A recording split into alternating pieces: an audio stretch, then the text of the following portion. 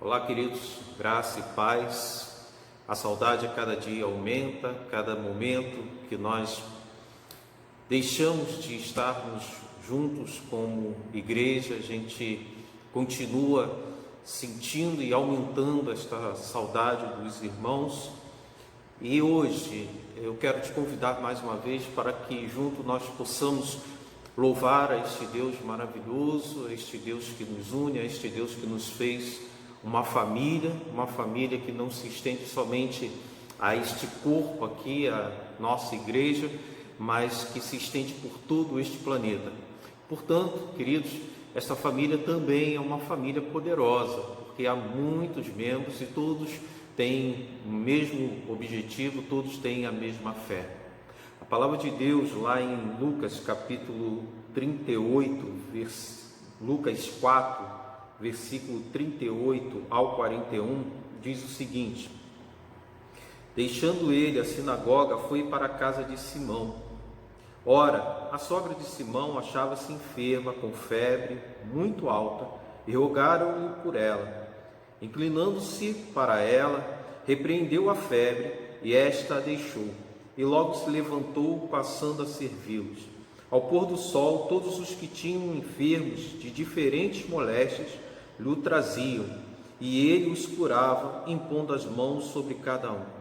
Também de muitos saíam demônios, gritando e dizendo: Tu és o Filho de Deus.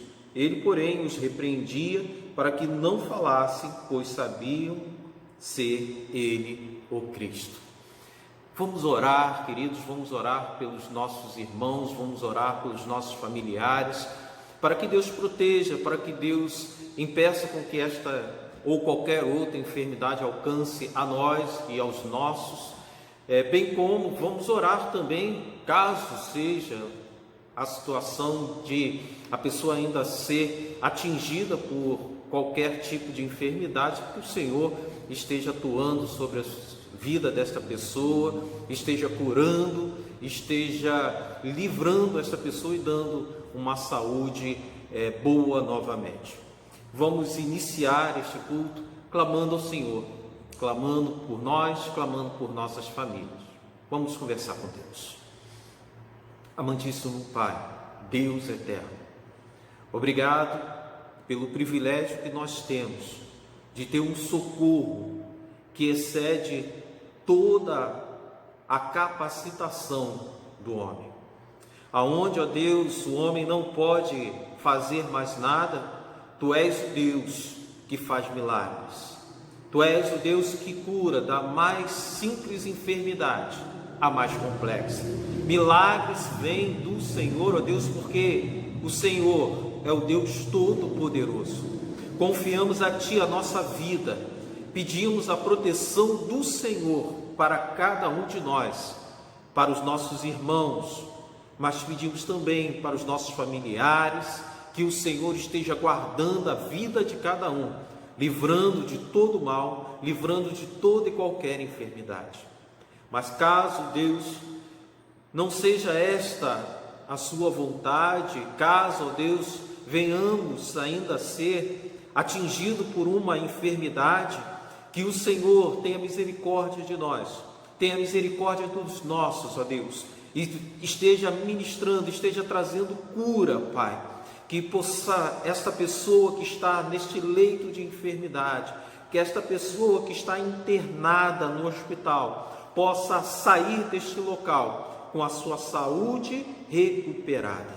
Obrigado a Deus, porque sabemos que o Senhor está atento ao nosso clamor e na sua fidelidade, ó Deus, na sua graça, na sua misericórdia, o Senhor, ó Deus, está pronto a atender aquilo que é a nossa petição, mas seja feita acima de tudo a sua vontade. Fique com estes momentos que passaremos juntos, fale ao nosso coração através dos louvores, através, ó Deus, da Tua palavra. É o que eu te rogo em nome de Jesus. Amém. Ouça esse louvor agora.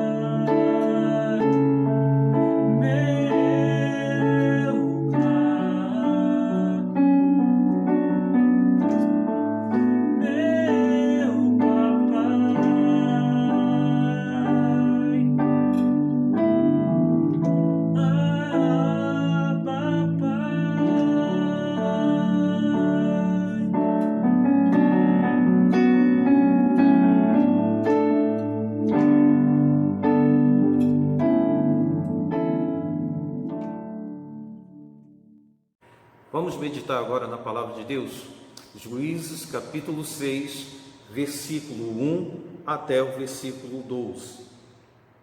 Fizeram os filhos de Israel o que era mal perante o Senhor. Por isso o Senhor os entregou nas mãos dos midianitas por 7 anos. Prevalecendo o domínio dos midianitas sobre Israel, fizeram estes para si, por causa dos midianitas, as covas que estão nos montes, e as cavernas e as fortificações. Porque cada vez que Israel semeava, os midianitas e os amalequitas, como também os povos do Oriente, subiam contra ele. E contra ele se acampavam, destruindo os produtos da terra até a vizinhança de Gaza, e não deixavam em Israel sustento algum, nem ovelhas, nem bois, nem jumentos. Pois subiam com os seus gados e tendas, e vinham como gafanhotos, e tanta multidão que não se podiam contar, nem a eles, nem os seus camelos, e entravam na terra para destruir. Assim, Israel ficou muito debilitado com a presença dos midianitas. Então os filhos de Israel clamavam ao Senhor. Tendo os filhos de Israel clamado ao Senhor por causa dos midianitas, o Senhor lhes enviou um profeta que lhes disse: assim diz o Senhor, Deus de Israel: eu é que vos fiz subir do Egito e vos tirei da casa da servidão, e vos livrei da mão dos egípcios e da mão de todos quanto vos oprimiam, e os expulsei de diante de vós, e vos dei a sua terra. E disse: eu sou o Senhor vosso Deus. Não temais os deuses dos amorreus, em cuja terra habitais. Contudo, não destes ouvidos à minha voz. Então veio o anjo do Senhor e assentou-se debaixo do carvalho que está em Ofra, que pertencia a Joás, da família de Abiesrita. E Gideão, seu filho, estava malhando trigo no lagar para o pôr do sol dos midianitas. Então o anjo do Senhor lhe apareceu e lhe disse: o Senhor é contigo, homem valente. Oremos. Soberano Deus, fale ao nosso coração como somente o Senhor é capaz de fazer, ó Deus. Cada um tem a sua necessidade, cada um tem as suas questões, mas no poder do Senhor, na sua onisciência, ó Deus, tu pode fazer com que esta palavra bendita venha de encontro à necessidade de cada um, independente de qual seja a sua necessidade. Então, ó Deus, eu te peço, em nome do Senhor Jesus, faça isso, pelo seu amor, pelos seus filhos, pela misericórdia que o Senhor tem por cada um de nós. É o que eu te rogo em nome de Jesus. Amém. Queridos, todos os dias nós somos desafiados na nossa fé, somos desafiados frente às circunstâncias que ocorrem na nossa vida. Todos os dias nos deparamos a partir daí com questionamentos também. Sempre há aquela pergunta que vem à nossa mente, vem ao nosso coração: conseguirei passar por isso? Conseguirei superar isso? Tenho condições de enfrentar esta luta, de enfrentar esta dificuldade? Eu conseguirei suportar o que está vindo sobre a minha vida? Qual será o resultado dessa situação? O que acontecerá após tudo isso? Eu acrescento ainda que, junto com essas perguntas, vem a questão do medo, vem a questão do receio. E o grande problema do medo é quando ele nos paralisa, quando ele não permite que a gente siga a direção de Deus, que a gente vá encontro aquilo que o Senhor está orientando, que a gente não siga adiante com o propósito que o Senhor tem para a nossa vida, que a gente não lute da maneira que Deus pede para que a gente venha lutar. Claro, queridos, precisamos ser realistas quanto à nossa situação. Não adianta a gente ficar fingindo, não adianta ficar minimizando problemas que são reais, problemas que existem. Para que os problemas sejam solucionados, é necessário, primeiramente, identificá-los, reconhecer que é uma realidade, porque se não fizermos isso, o perigo é muito grande. Há o perigo de a gente despertar para a situação de risco, a situação de perigo, e quando isso ocorrer, ser tarde demais. Pode ser um momento que a gente vai tomar a atitude, mas quando formos tomar esta atitude, já perdemos muito tempo. Já passamos um bom tempo vivendo no sofrimento, um bom tempo vivendo na dificuldade, quando já poderíamos ter tido aquela atitude, poderíamos ter tido controle, ter tomado controle da situação e levado isso até Deus. E aí, após o resultado positivo, a gente vai lembrar que poderíamos ter feito isso lá atrás. Mas quando qualquer atitude, ela precisa ser tomada, é necessário a gente verificar as condições e as exigências de Deus para a nossa vida. Porque os problemas sabemos que necessitam ser vencidos, mas tudo isso tem que ser sobre a direção de Deus, tudo isso tem que ser sobre o controle de Deus. E nesse texto que nós lemos aqui de Juízes capítulo 6, conta-nos esta história que o povo de Israel estava sofrendo porque todo o seu trabalho, todo o seu esforço, tudo aquilo que eles cultivavam, eles não usufruíam disso. E pior ainda, seus familiares não usufruíam dos seus esforços, dos seus trabalhos. Queridos, quando nós trabalhamos, quando nós nos esforçamos, nós queremos aproveitar, queremos utilizar de bom proveito para a nossa vida ou para os nossos, o fruto daquele esforço, daquele trabalho. Queremos usufruir dos nossos esforços. E o povo de Israel estava 7 anos sendo explorado, 7 anos de opressão pelos midianitas. Imagine você se esforçando pela paz, imagine você se esforçando pela felicidade no seu lar, você se esforçando pela manutenção da harmonia dentro da sua família, mas sempre vem alguém para levar embora tudo aquilo que você tem tentado trazer ou levar para a sua família. Tudo aquilo que você tem pedido para que Deus construa dentro do seu lar, ou que Deus te capacite a construir dentro do seu lar, é levado embora, é roubado de você. Os frutos do seu trabalho, do seu esforço, seja em oração, seja em vigilância, seja em mudança de postura, seja em investimento no relacionamento com as outras pessoas, tudo isso é perdido. Essa é a condição de muitos crentes. Essa é a condição de muitos dos nossos irmãos. Muitos têm lutado pela felicidade, muitos têm lutado pela sua felicidade, pela felicidade da família, mas infelizmente sempre aparecem situações que levam embora os sonhos, que levam embora esses investimentos.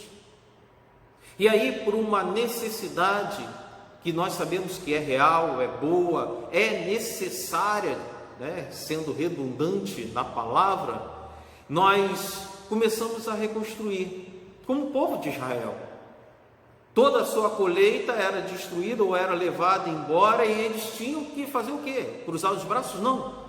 Tinham que trabalhar de novo, tinham que semear novamente, tinham que cultivar novamente, tinham que reconstruir para poder sobreviver.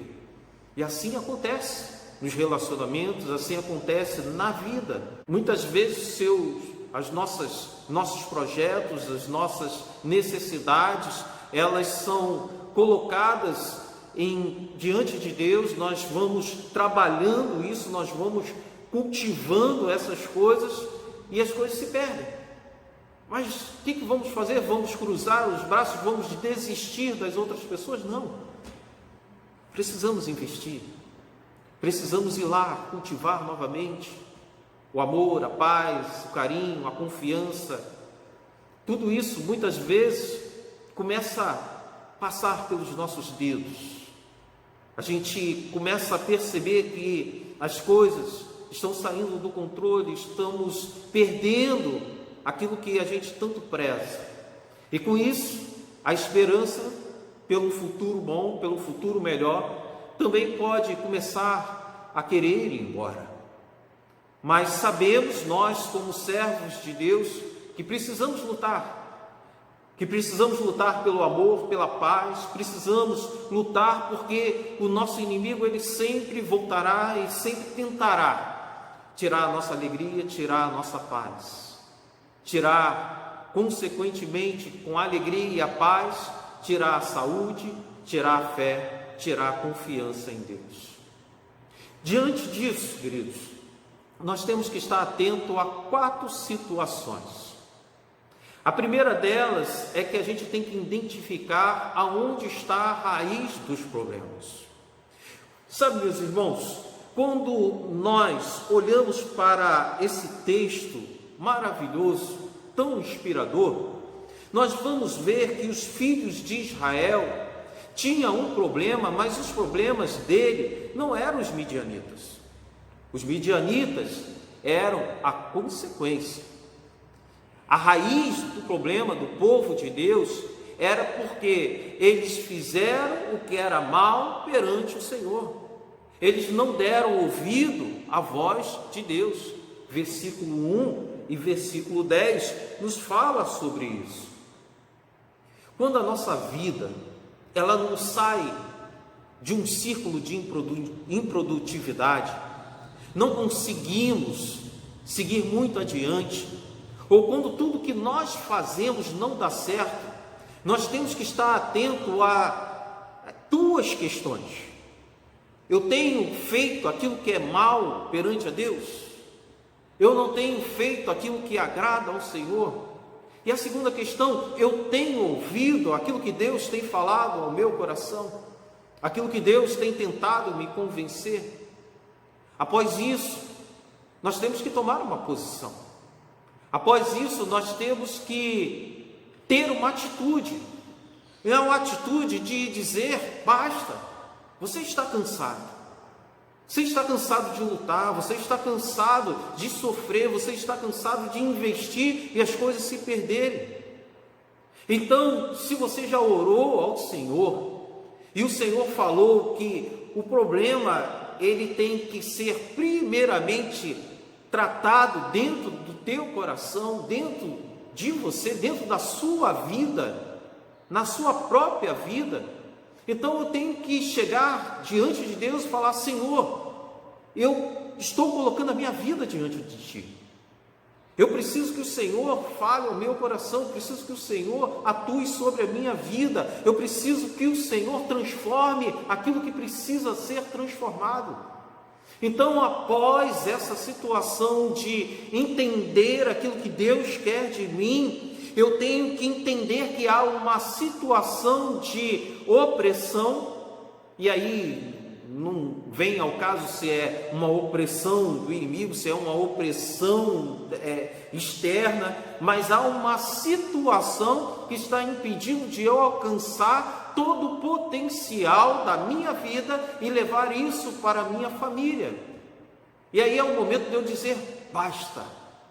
É o momento de eu dizer, Senhor, eu não quero mais viver desta forma, eu não quero mais ser assim.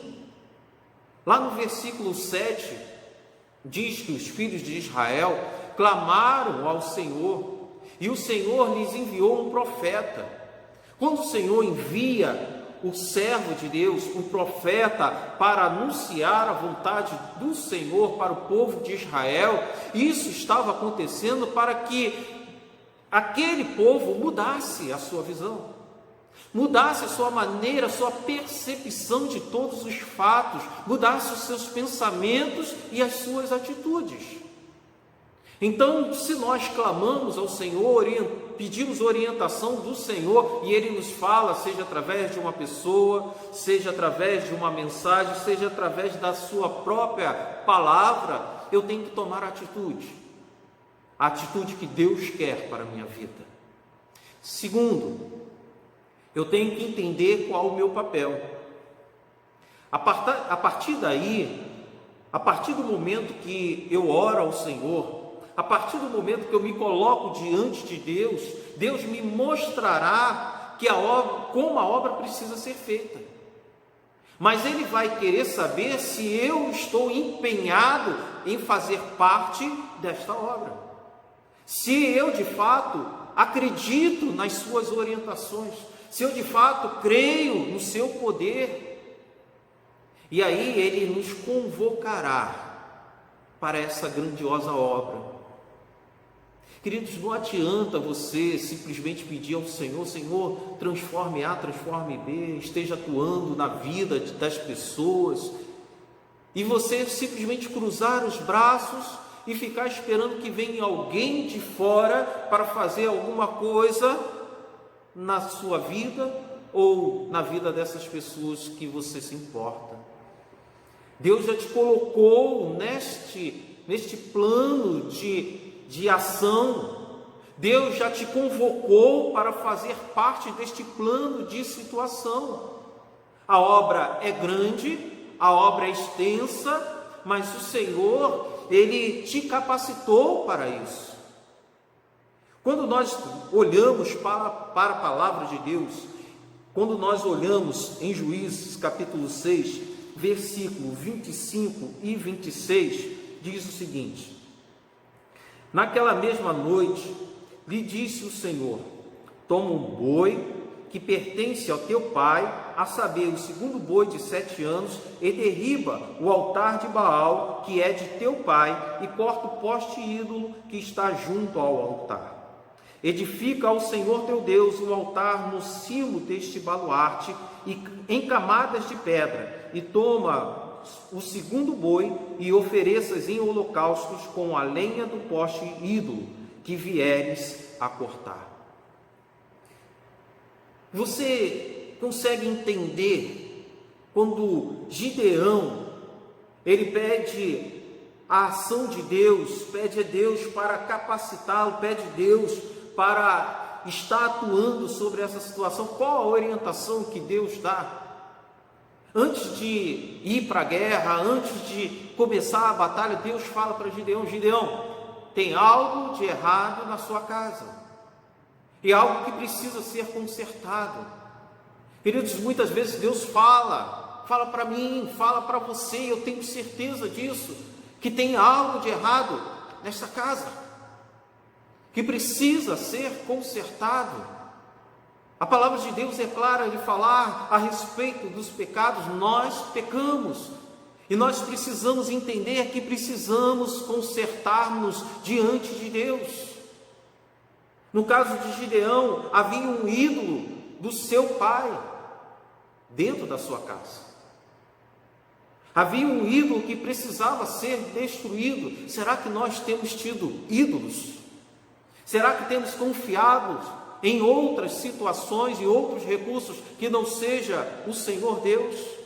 Será que temos confiado os nossos problemas a outras pessoas? Temos confiado colocado a nossa fé em outras questões, em outras pessoas que não seja o nosso Deus? Não adianta a gente ficar pedindo, queridos, pedindo para Deus mudar as pessoas, quando Deus quer começar o trabalho na nossa vida. Nós devemos entender que nós somos parte, sim, dos problemas. É doloroso, é difícil de lidar com isso, mas só pelo fato de repente nós desistirmos, de nós simplesmente não querermos mais lutar, se nós ficarmos com medo, ficarmos receosos, só por isso já estamos errando, Deus quer saber, enquanto nós confiamos nele, enquanto estamos dispostos a investir em todo o processo que Ele está nos entregando, que Ele está nos orientando. E aí precisamos continuar orando, precisamos continuar trabalhando para que as coisas ocorram. E precisa tudo isso ser feito sobre a orientação de Deus. Quando o anjo do Senhor aparece, Gideão disse para ele: Gideão, o Senhor é contigo, homem valente. A mensagem ela foi dada a Gideão como alguém capaz. Mas ao invés de aceitar isso, Gideão ele apresenta desculpas e situações referentes ao povo e não a ele. Uma outra circunstância que nós devemos trabalhar na nossa vida, queridos, é que nós precisamos entender que quando Deus fala, nos exorta, é a nós. Na nossa oração, nós devemos primeiramente ir até o Senhor e pedir para que Ele sonde os nossos corações, para que Ele nos capacite, para que Ele nos prepare. Deus quer fazer uma obra, irmãos, mas esta obra, nós precisamos estar presente, precisamos estar nos colocando à disposição dEle. Precisamos nos envolver. Quando o anjo do Senhor aparece a Gideão e chama ele de homem valente, ele não estava perguntando ao Gideão, Gideão, quais os seus problemas? Ele já estava colocando diante de Gideão, Gideão, você tem as condições de ir, de se envolver, de ser parte da solução dos problemas que estão existindo. Mas Gideão fica olhando para as outras pessoas, Gideão fica olhando para o povo, Gideão olha para a sua família, Gideão olha para as suas condições. E aí Deus fala, vai nesta tua força, Gideão.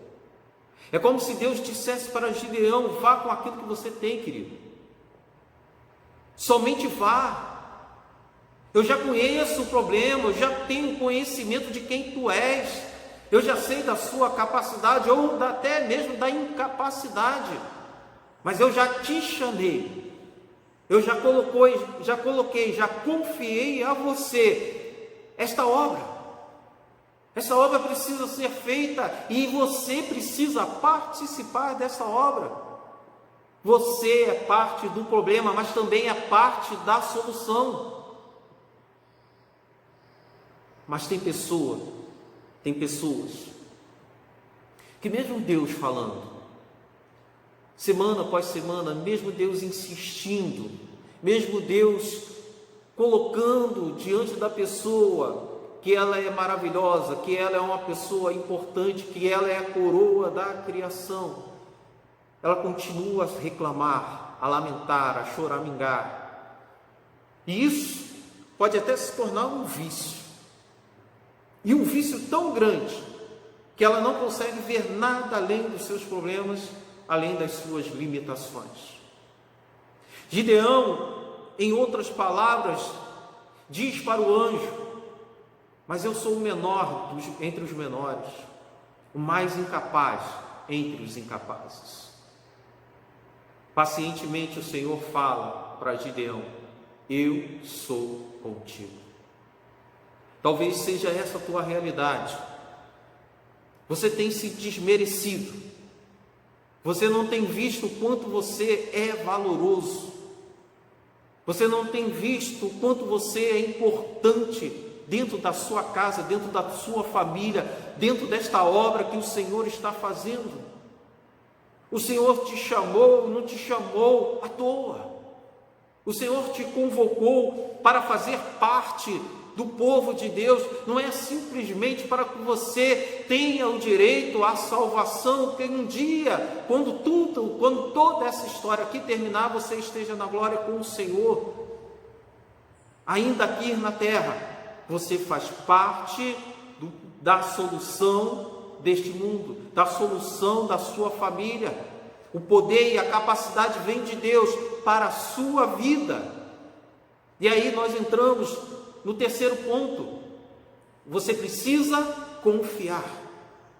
Meu irmão, se Deus te colocou em uma luta, ou se alguém te colocou em meio a uma luta, não importa qual seja a sua capacidade, não importa qual seja as suas condições, pois o que fará a diferença nesta sua peleja é a capacidade do teu Deus, e essa capacidade, ela é infinita. Você é meramente um instrumento de Deus. Só isso. Quando nós pegamos, por exemplo, uma caneta, um lápis, a gente não pergunta para a caneta, ou a gente não precisa ficar questionando se o lápis, por exemplo, se ele tem condições de escrever, se ele sabe escrever. Quem tem que saber escrever é aquele que pega no lápis. O lápis, ele foi construído para isso. Ele só depende de mãos que tenham a capacidade de escrever. E ele vai cumprir o seu papel. Eu, você, nós somos lápis nas mãos de Deus.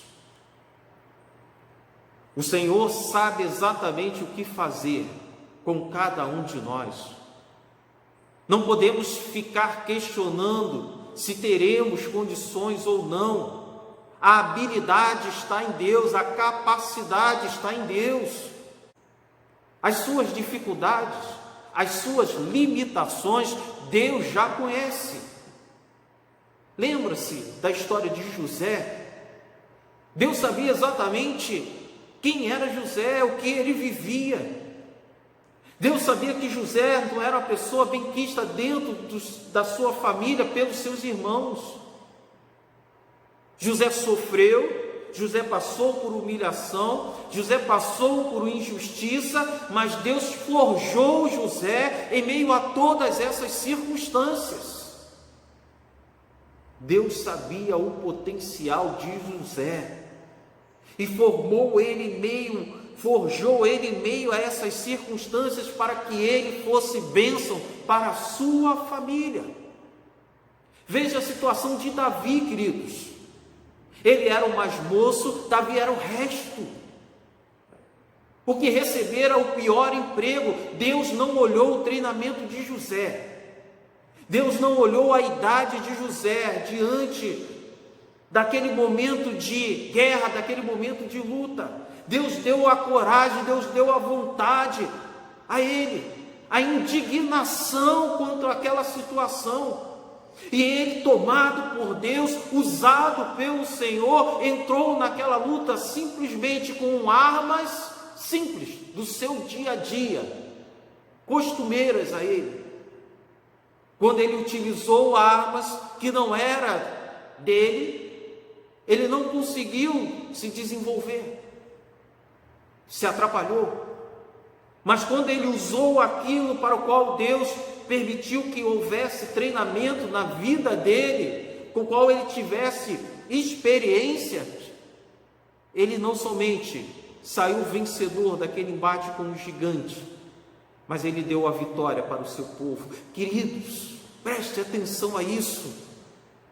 Deus não está olhando para quem você é, ou qual é a sua condição. Se Ele te chamou, querido, acredite, Ele já olhou tudo, Ele já percebeu tudo. Deus não quer as nossas desculpas, Deus quer ver as nossas mãos estendidas e dizendo a Ele: Senhor, eis-me aqui, usa-me, Senhor. O Senhor aguarda uma atitude de confiança e fé nele. Ele não se agrada de pessoas que, diante dos embates, diante das lutas, diante da lógica, recuam. Porque a fé, ela não depende da lógica, muito pelo contrário.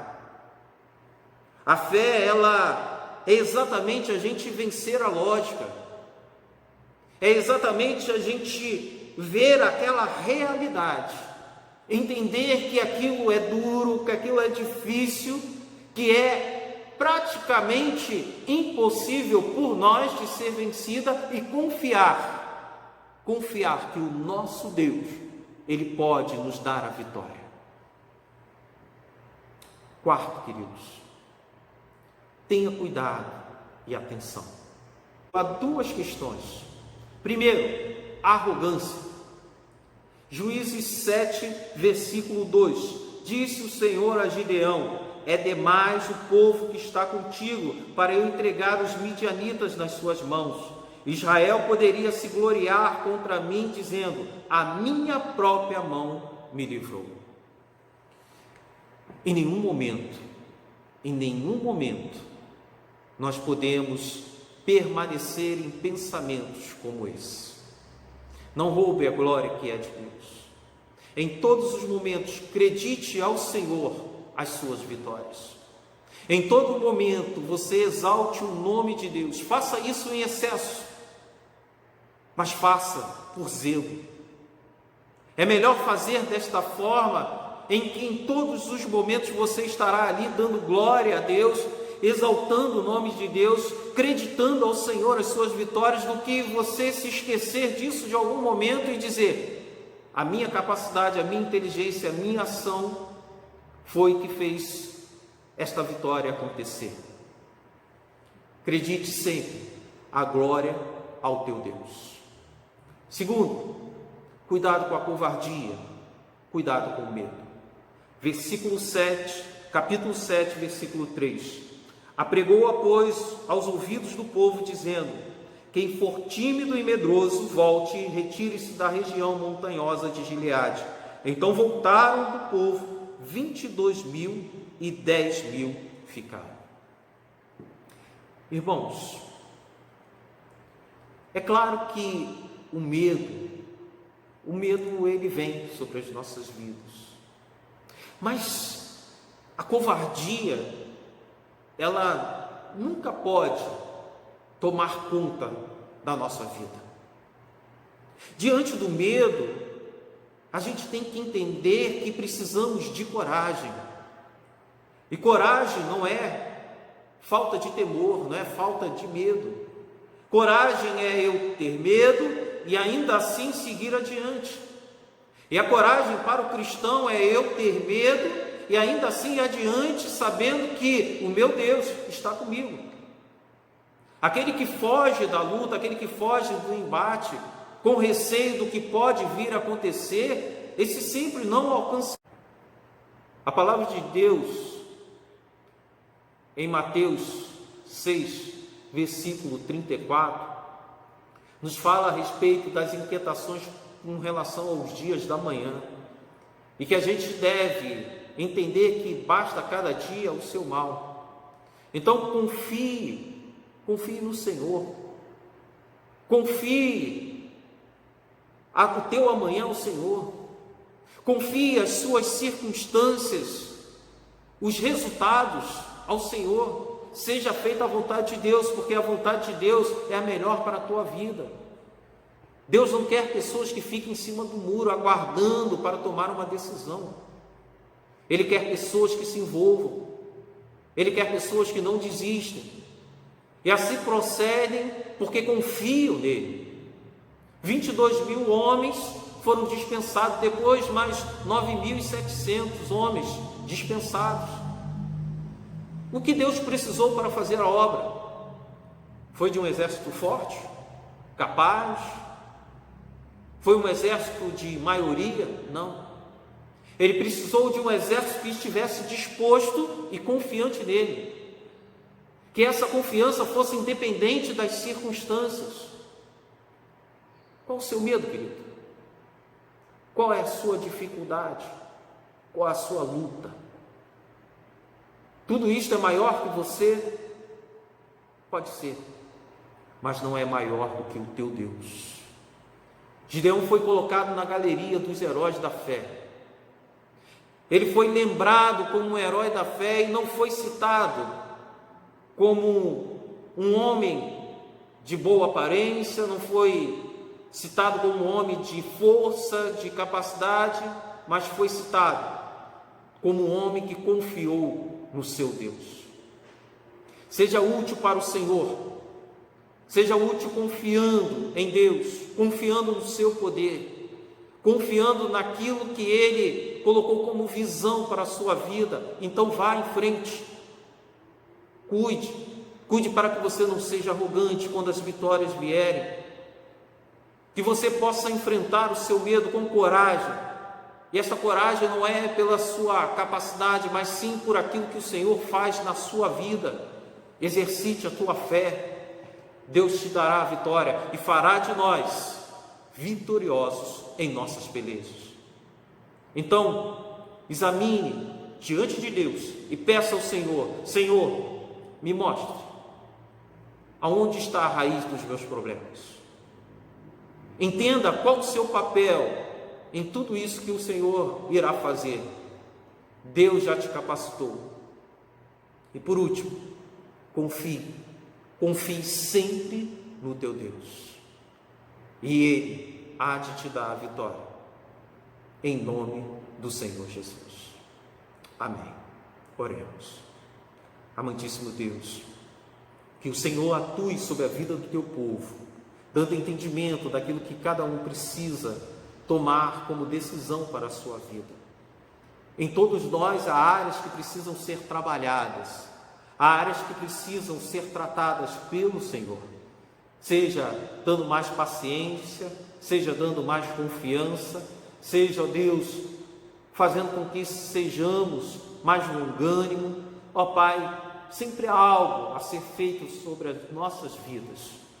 Não podemos nos colocar, porque somos crentes em Cristo Jesus, somos servos do Senhor, como pessoas perfeitas, porque se assim fizermos, já há uma imperfeição. Então, Deus, que nós possamos entrar em Tua presença e pedir para que o Senhor sonde os nossos corações e revele aquilo que há de mal em nós, aquilo que precisa ser trabalhado sobre a nossa vida. Sejamos humildes, Deus, dai-nos um coração humilde, para que a gente possa entender que precisamos também ser mudados pelo Senhor. E após isso, que o Senhor esteja nos capacitando a fazer parte desta luta, desta batalha, por um lar melhor, por uma família mais harmoniosa, por viver uma vida de vitória. Obrigado por tudo, Deus. Que o amor de Deus Pai, a graça salvadora do Senhor Jesus e as consolações do Espírito Santo de Deus seja com a Igreja Batista de Virieda, com os familiares dos nossos irmãos e seja com todo o seu povo espalhado por toda a face da terra. É que eu te rogo, Deus, em nome do Senhor Jesus. Amém. Forte abraço, um beijo no seu coração, nos encontramos em breve.